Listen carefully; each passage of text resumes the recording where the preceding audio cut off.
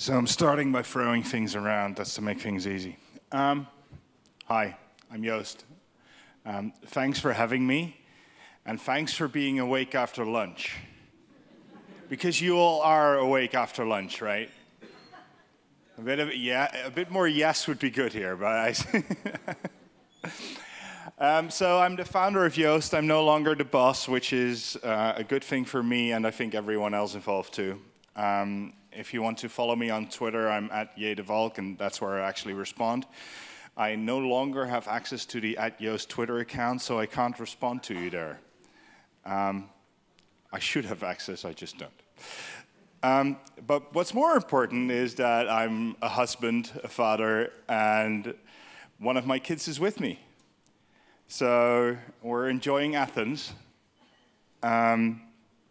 I have to say, the last time I was here, I was way better at walking up these hills.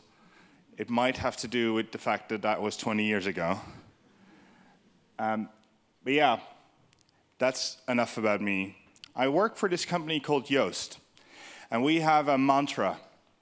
Our mantra is SEO for everyone. And that is quite a big thing for us. It means that we want you to be able to compete with everyone else in the search results. We want you to make it easy for you to build a website and to be found by search engines and to easily share your content everywhere. And we want to do that regardless of whether you're the local shoe store or Disney.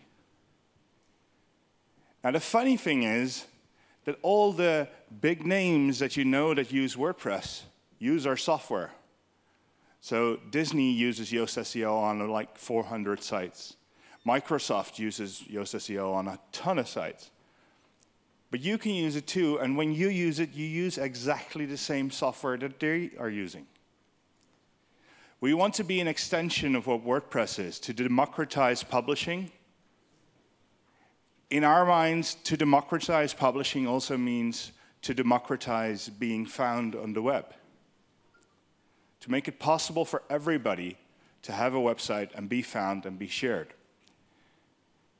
Now, what I'm saying next is something that's not really good for our sales, so feel free to forget it. But we don't even really care whether you can afford to buy Joost SEO Premium or not. Everything that you need to rank in the search engines, in our mind, is and always will be in Joost SEO Free. And yes, there will be some upsells, and we'll try to sell you on that the premium thing is actually better, but what it does is it saves you time. This is a very deliberate choice on our part, and we would probably make a lot more money if we didn't make that choice. But we feel very strongly about allowing everyone to compete. And with that, we've also reached a few people to the number of now 9 million plus people using our software, which is incredibly scary. Because when we release an update, every time all of us are refreshing those forums and our inboxes to see what we broke. I was actually very glad to get a compliment from a lady who's sitting here up front earlier that we dealt with our mistakes so well. Well, we make mistakes, but it's also very impossible to build something stable in the WordPress ecosystem. Because right now we are supporting WordPress 4.9, which doesn't have Gutenberg. We're supporting everything after that, which does have Gutenberg. We're supporting PHP 5.2 up until 7.3. And we have all these other variables, and all the time everything breaks. And we test a whole lot of different things. But I want to say to you, as one of the biggest plugin builders out there, it's almost impossible for us to build something stable. So please bear with all those other plugin and theme developers. Because it's very, very hard to build something in the WordPress ecosystem and keep it alive. So help them and be patient with them. So I want to talk to you about SEO and the way that we look at it. I've told you what our mantra is, our mission. And historically, we've talked about SEO in two different ways. We've talked about technical SEO and content SEO. Now I'm going to try and do it a bit differently and divide it into what we've been doing internally, dividing it into three parts, which is discovery. Where is it on your site? Indexing. What is it? And then ranking. How good is it? This helps because these are the three processes that search engines use internally when they talk about these things too. So let's first talk about discovery for a bit. In the beginning of SEO, we had direct URL submission. Now, most of you are probably too young to remember this. But when I started doing SEO, you actually had to submit your URLs to search engines. This was annoying, and you had all these incredibly expensive packages that helped you do this. But it wasn't really a good way of doing things. Then some search engines, especially Google, started following links and went from link to link to link, and they used that to discover new stuff. After a while, these search engines came together and built something called XML sitemaps.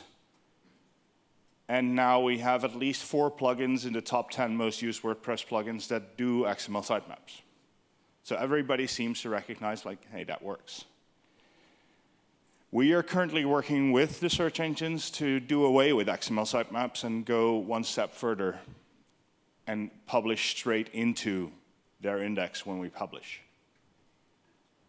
Because why would they need to grab the content when we can just send it to them? To be honest, we've been working at that quite a bit. Turns out it's hard. Turns out, especially the security concerns around it are very hard. So we'll keep on working a bit. But for us, discovery is a solved problem. No normal user needs to think about that other than to install any SEO plugin, and it just works. Then you get to the next stage, which is indexing. And then you have content, metadata. All of that is fairly trivial. And you have to do things like canonicalization. So you have to think about, hey, I have this page here, and they're almost the same, but not entirely. How do I solve that? Or even worse, I have this product here, and this product here, and this product here, and basically they're the same product, but they have a different color. All of these are pretty hard to solve things, but we've also solved most of those automatically within WordPress by now. Then you get to rendering, which is slightly more annoying in the current world, because in the past, rendering for search engines meant that they saw HTML and CSS, and they made a page out of that.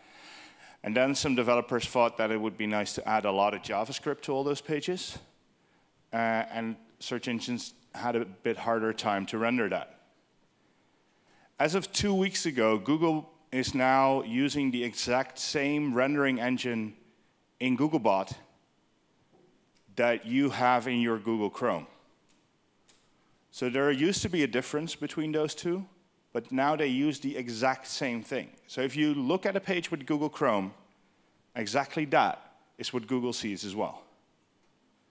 That makes JavaScript a lot easier, and I still would not recommend very JavaScript-heavy websites, but it does seem to have solved quite a few issues. So with that, for a basic WordPress site, we've also solved indexing. And then we go to ranking. And ranking is where it becomes really interesting. Because to rank content, you need a couple of things. You need quality in your content. You need some sort of authority, some sort of other people saying, hey, this is good stuff. You need internal links, and this is way underestimated still, even though this has been the case in SEO in the last 15 years. people still underestimate the power of their internal links and their site structure. And then I can tell you that you need a couple more things. You need more quality and more quality. Because in the end, everything else has been fixed. There are no tricks to this anymore. So in the context of WordPress, I dare say that regardless even almost of which SEO plugin you use, your content will be discovered. And your content will be indexed by those search engines. But the question is, will you get it ranked? And a lot of stuff has happened in that space in the last couple of years. So what is new in 2019 that we did not have before or has become more important? Well, one thing is really clear. The time of 10 blue links in search results is entirely gone. We have rich results everywhere, from featured snippets to these are brand new FAQ markup blocks, ratings and product highlights and things like that. These wonderful knowledge graph blocks that basically tell you everything you need to know about a lot of things without ever needing to click onto a website. And recipes and all sorts of other specific things. I can show you how this works. And I've seen in the last, today when I was looking at the sessions that I did understand, because my Greek is not all that good, sorry, that your sessions were quite technical. So I'm going to not try and skim over this, because this is actually good to understand. Schema.org is something that you, if you build websites, you really should know. Now, the problem I have with Schema.org is that it's probably one of the worst websites itself that exist out there, because all of it looks like this. And the URL for this particular schema piece is schema.org/recipe with a capital R, because if you write it with a lowercase r, it will give you a 404. And I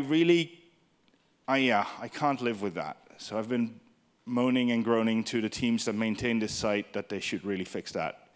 But the content itself is very, very valuable. It gives you a way, in this case, to mark up a recipe.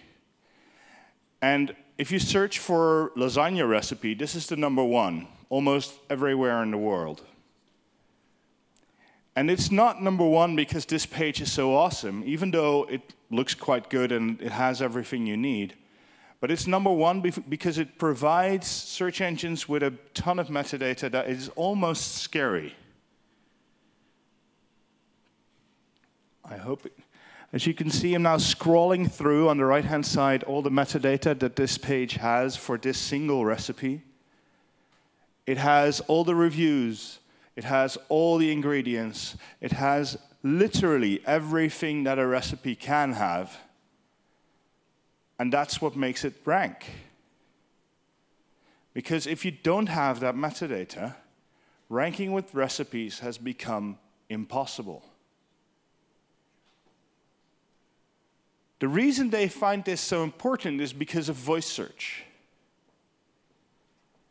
What they want to be able to do is for you to go into the kitchen, talk to your Google Home, and say, hey, Google, tell me how to make lasagna. And they will just follow this recipe step by step. And it'll literally say, at some point, this recipe from blah, blah, blah, you have to do this. Next step. Next step. At Google I/O a couple of weeks ago, they announced that they are now able to continue conversations. So they are now actually able to go from one step to the next, to the next, to the next. And this is helping them prepare for that. But it's also helping them understand, because when we look at a recipe page, we have no clue. We see what's there, but the search engine has no clue. that spider is really a very stupid thing still. People overestimate what Google can see on a page. But if you give it schema, they underestimate what it can do with it.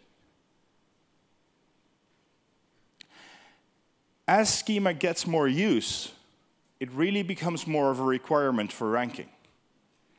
In the recipe space, it's impossible to rank without schema. And I'm here to tell you that for the next 6 to 12 months, this will happen to a lot more types of results. And one of the most important reasons for that is all of us. It's this simple thing that we've released, which really wasn't that simple to get released at all, called Gutenberg. You see, suddenly we've gone from a blob of content on a page to an interface where we can have blocks and know what each block is within that page and what it is within the context of that page. So here, let's see if my fancy pointer works. Probably doesn't. No. Here you see a how-to block from Joost SEO, which has steps and everything, or an FAQ block, actually, in this case. The rich snippet I just showed you for an FAQ block comes from exactly this thing. This block, if you're using Joost SEO, is already in your WordPress site. All you have to do is search for an FAQ block, and you'll get this thing, and it works. And you won't have to type any schema, and yet still get those fancy rich snippets because we've done all the work for you. This is where Gutenberg really shines. If you were in Mauricio's earlier session where he shows you how to make really cool blocks with ACF, integrating that with schema is actually fairly easy because you know what is what and where it is and how it relates to each other. So suddenly a search engine can come by, and instead of seeing one blob of content, it can actually identify all the different things on that page. The funny thing is, as we were working with this, and we were building our schema integration, we realized a problem. Because most schema implementations look like this. Or if you use Google's structured data testing tool, which they have for these things, like this. So you have 6 blocks of schema on a page, and no way to know how this relates to each other. So you have a web page, a local business, a web page header, a web page footer, an about page, a site navigation element. I don't even know what it means. The problem is that for a search engine, which of these is the most important? I was talking to a Pinterest engineer a while back in a call we had with Pinterest on improving some of their schema parsing. And they were complaining that on WooCommerce sites, they often saw 4 products on a page because there was one main product and then 3 related products. But if they just read the schema, there was no way for them to figure out what the most important product on that page was because all of them had the same product schema. So we started thinking, and my dear colleague Jono Alderson started researching in how can we tie this together? How can we make something where it's logical that this is a web page that also happens to be an about page, actually, for a local business? Because that's what this says. But as humans, we can see that easily, but for a search engine algorithm, this is incredibly hard. So we started tying these things together, and it turned out to be simpler, yet more complicated than we thought. There's a couple of problems. Some are technical, some are just because schema.org is also constantly evolving and not always logical. But we've succeeded in doing this. So if you now have Yoast SEO running on a site, what it does is it ties all these things together. So that it becomes, instead of all these separate blocks, it becomes one thing that has everything tied, and it declares the main content of that page. So literally, in this case, this is an article. We've declared the article as the main thing of that page. And if you go look through it, you'll see that it declares that it's an article on a web page, within a website, written by an author, published by an organization. Everything's there. But it's all tied together in one coherent graph. Now, we were working with Google on the FAQ and how-to stuff that they recently released. And we showed them this, and they were like, yeah, that solves a few problems. Now, the problem is that they've yet to solve a few problems on their end. So one of the things that we ran into is that a site in our system can be either a representative of a person or an organization. Turns out Google doesn't like persons to be publishers of anything, which is really weird if you think about it. I mean, if it's on Joost.blog, that's my personal blog. I am really the publisher of that content. There's no company there. It's just me. We're working with them to fix that, and we're also pushing some changes in between to make sure that you don't get the errors that we're getting. But this is a constantly evolving battle. But this solves the problem that Pinterest was having, because on a product page now, what you have is one product and 4 related products. So suddenly you know what the most important product on a page is. Suddenly it becomes very easy for everyone to build a graph. The funny thing is there were only 2 companies so far in the world that had a graph this extensive. That was Facebook on the one hand and Google on the other hand. And now all you need to do is crawl the web and you have the exact same graph. Because there's no need to disable this. All you have to do is you just update Yoast SEO and all of this works. Now, where it becomes really cool, and I'd like some of you, the ones of you that are developers, to dig in, is to look at our schema documentation, because we've documented all of this, and we've published a lot of APIs and examples on how to add your own stuff. So Mauricio was showing an example of 3 talks and how you could basically build a WordCamp Athens site. In about 15 minutes of work, you probably can add the event schema to that, and then you have all of the event schema that you'll ever need for this site, and it's done. Because it's really simple. You have all the data already. All you have to do is connect the dots. So extend it, make it better, or if you're building a competing SEO plugin, by all means, copy it. That's what it's open source for. Now, the question I expected to get, and will probably get somewhere later today anyway, is, but isn't SEO all about EAT these days? Now, I hate stupid acronyms, but EAT stands for something that Google calls in its own crawl rater guidelines, the people that manually look at pages the whole day to check their quality. It stands for this, for expertise, authority, and trustworthiness of the page and of the author. What they're trying to do is establish whether you actually know your shit when you're writing about it. Now, they've been doing that for an awful long time. If you've been around in the SEO world long enough, you'll remember results like this, with me looking very young and very posh in a suit. But this was raw author in 2011, and then they call it author rank. All of this doesn't really change anything. We have the same thing now, and actually I think we have a better system now in Schema, where you can say who you are by declaring not just your name, but also saying, I'm the same person as this. So if you go into your WordPress profile and you run Yoast SEO, there's a lot of new input fields there where you can declare your other social identities, and then we'll connect them to each other. So we'll say that you are this, and you're the same person as the Twitter account, the LinkedIn account, etc.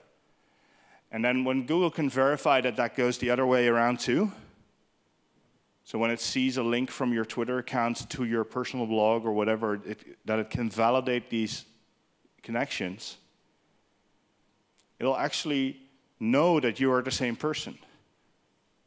It works a lot better than Rel Author ever did. And what I'm guessing is that what Google is doing in part is trying to figure out whether they can actually build an author rank and follow you across sites as an author and see how well you write. So, I'd like to give you some practical advice on what you should do in 2019 to get your site ranking. And I sometimes wish this was more glorious than it is. SEO stands for something that most people don't realize. Search engine optimization is not really what it means.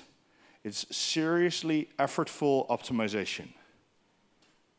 In other words, it takes a shitload of work. And it doesn't really mean it takes a shitload of technical work.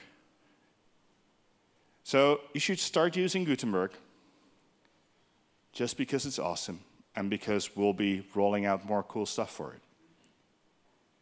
You should go into that author profile and complete it, but that's not really hard either. I mean, it's probably about 3 minutes work. Then if you're a developer and you have the possibility, you should extend our schema, but even that is not a lot of work. But this is where it gets hard. You have to write good content. You have to write more content. You have to write better content. And you have to keep on doing that. I can honestly say that I'm standing right here, and you all are listening to me because I've been blogging since 2006 about this topic. And I've been building on that and building on that and building on that. And there's no better day to start doing that than now if you haven't already. You really, really have to write more and have better content, and you have to want to be the best result. This doesn't come easy. SEO, good SEO campaigns, if you hire a really good SEO consultant, still take 6 months to have any effect. Anyone who tells you that he does SEO and he'll get you somewhere in a week is either lying or preventing you from having any real success in the future because he's using all sorts of hacks that will definitely get him caught. This is a long-term game with incredible benefits, because if you look at the results in the last 6 months, Facebook is sending less and less traffic, Twitter is sending less and less traffic, and Google is sending more and more and more traffic to websites. So stop talking about all that stuff. Go talk about SEO copywriting, and I think there's some speakers talking about that later on. And make sure that you have a good SEO plugin. So let's do a quick recap. Discovery, solved problem. Indexing, solved problem. Ranking, well, that's up to you. I think we've solved schema, and we'll extend it, and we'll do more in it. You should definitely extend it for your own sites if you can, using the developer site I just showed you. And then you have to write good content. And if this is the mode that you find yourself in, if you look at our plugin, then either tell us what we're doing wrong in Greek, or write better. So SEO in 2019 pretty much rocks, because all of the hard work in terms of technical SEO has been done. Now it's up to you. Thank you.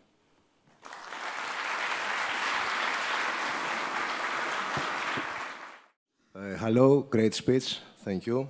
Thank you. I would like to ask you a question. I saw the last 10 days that the first page results in Google are all, how do you say, paid.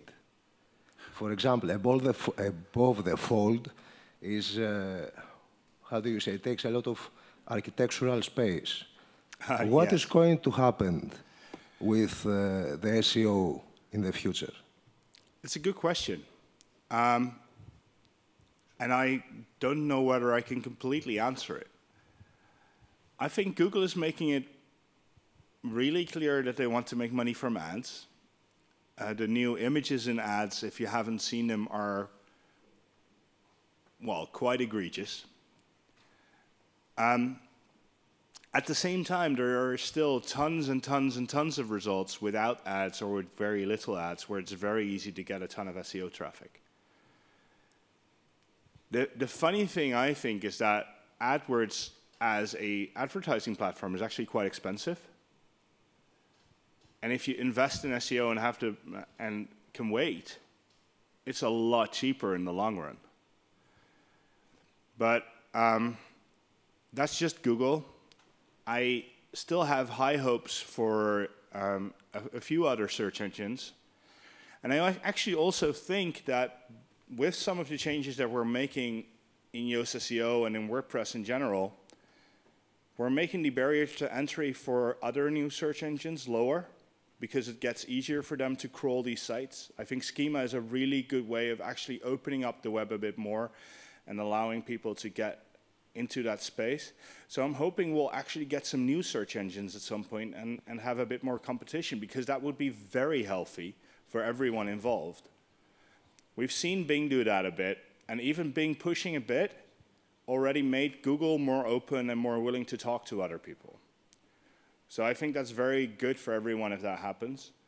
At the same time, the reality is that it becomes a, what we call pay-for-play type of world more and more, which is annoying.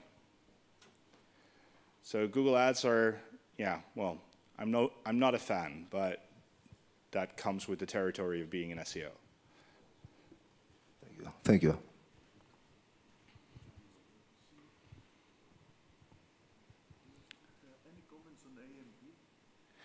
Any comments on AMP? That is, well, so AMP is awesome and scary at the same time. The way Google launched AMP was pretty shitty. They launched it mostly pushing a WordPress plugin that added /AMP to the end of URLs, creating new pages that looked bad. The latest versions of the AMP plugin have been pretty good. If you use their native mode, then they basically turn your HTML into full AMP HTML, and they do cool stuff with it. What I'm really excited about is them opening up AMP and allowing you to use specific bits from AMP in your normal pages. So things like responsive images, things like their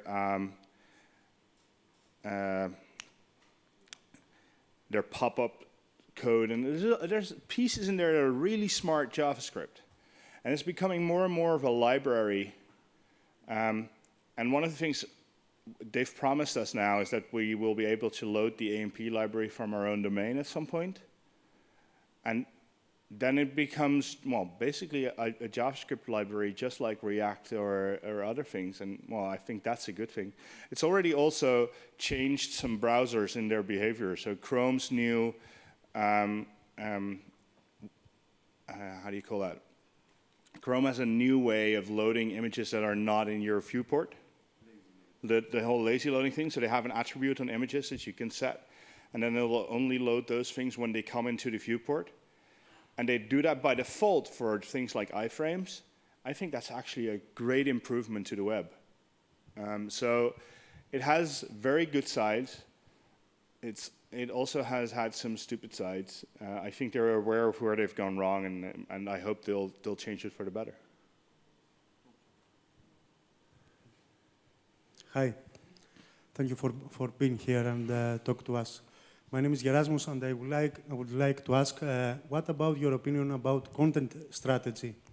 Is the video content that is better, text, photo, or a combination?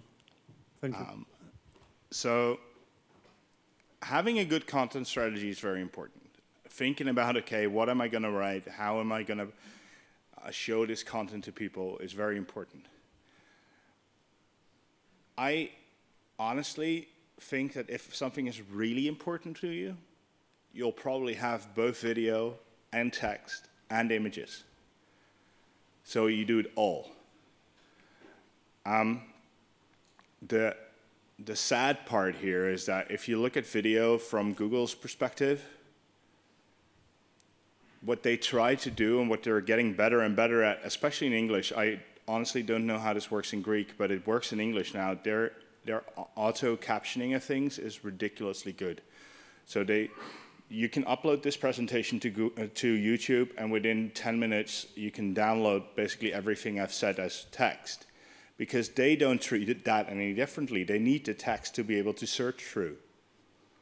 So I would do both if you have the resources. Video doesn't have to be expensive. People oftentimes overdo that in how expensive they do it. I would seriously consider like playing with it, and also looking at your audience. So what does your audience do? Where are they? What type of content do they engage with? And does that work for you? So content strategy cannot be completely separate from actually knowing your audience first and knowing the audience that you want to interact with. Thank you. Thank you very much. My pleasure. Hello. I don't see you. Where are you? Ah, there you are. Congratulations for the presentation, and thank you for the contribution with the Joost SEO plugin. It's a very useful plugin. So you talked about Google Ads and how you think that we should try more to produce good content rather than advertising it per se.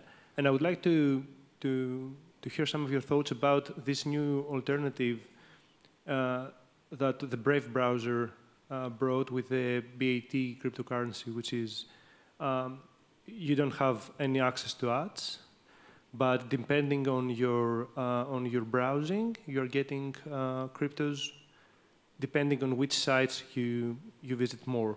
Do you think that this is going to be a viable model for privacy-related advertising, or it's just a trend that's going to blow up in a couple of months? Well, I'm happy with anyone trying anything in that space. The current advertising model is quite broken. Some of you may know that I've done quite a lot of work for The Guardian in the past, and The Guardian recently announced that they are now break-even on a model of selling advertising on their site and getting donations for their site without having a paywall. That's something that really excites me, because that means that we have a large journalistic organization that is able to make it work without putting up paywalls or doing things that actually break user experience. I don't know what the solution is going to be here. I do know that we'll have a lot of court cases in the next 12 to 24 months on GDPR. About 2 months ago, the Irish Privacy Commissioner was testifying before US Congress. And she told the US Congress that they were currently working on 17 large corporations that they were preparing court cases against. Now, if you know, Ireland is the main headquarters for Google, for Facebook, for all these companies. So they need to be, if court cases against them in Europe are going to happen, they're going to happen there.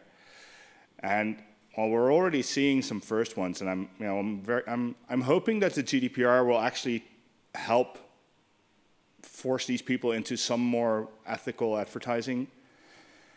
I'm also hoping that at some point we'll actually catch the really bad guys, because I think Google and Facebook are relatively okay because we all know that we interact with them. And there's a lot of these people in between, all these retargeting companies that all of us interact with and none of us know about. So I'm hoping we'll get those killed sooner rather than later. All of that is to keep the open web alive, which is what WordPress is.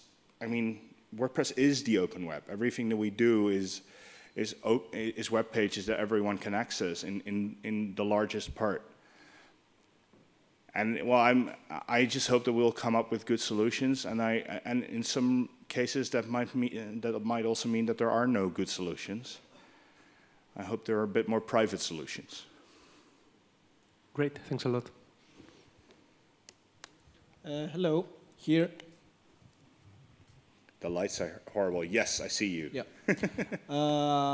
Thank you for the great presentation and being here in Greece. My pleasure. Hope you enjoy the weather. Well, so far so good. It was raining when we were on the Acropolis yesterday, so. That's a sign. That's a sign. We brought our Dutch weather with us, I'm sorry. So one clarification first. Is using schema, is the page sending more data only during the indexing or also to the client while loading? The schema data is always there. So if you don't have caching, get caching. But to be honest, that has always been the case. The funny thing is that I think we're not adding any data that wasn't already there. So in terms of overhead, there's probably not too much because there's always going to be a request within that page that loads that data because you already probably had the author of that page on that page somewhere and other stuff. But WordPress, when it runs Yoast SEO and a couple of other plugins, I would really recommend having full page caching through a plugin or your host or whatever you use.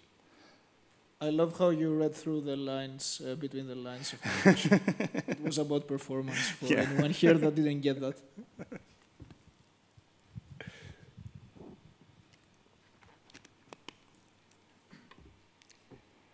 Nope.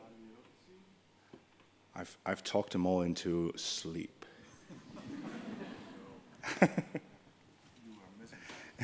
Mesmerizing. That's not a word I've heard before here.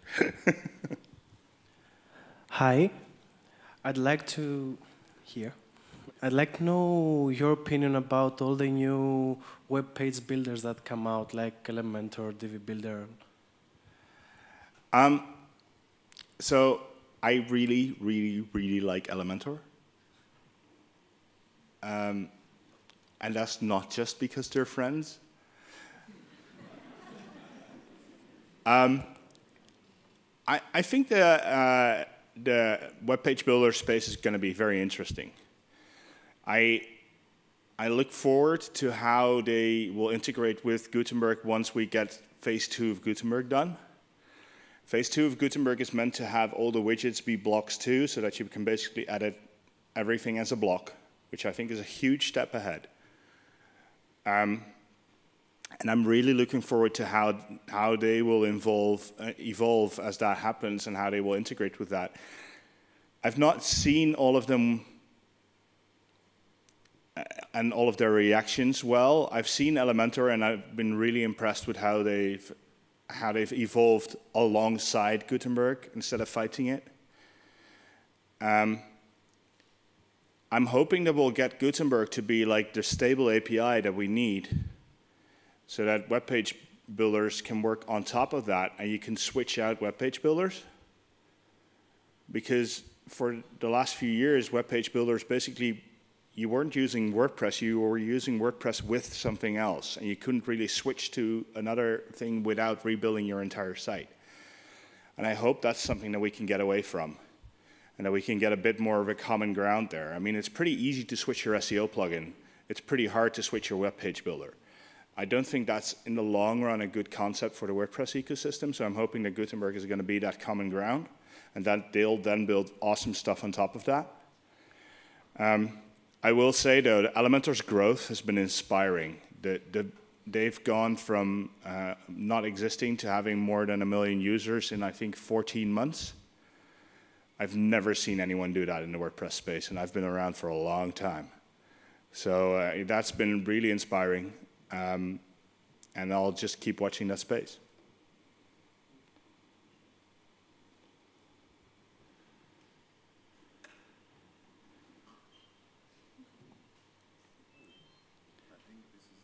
Thank you.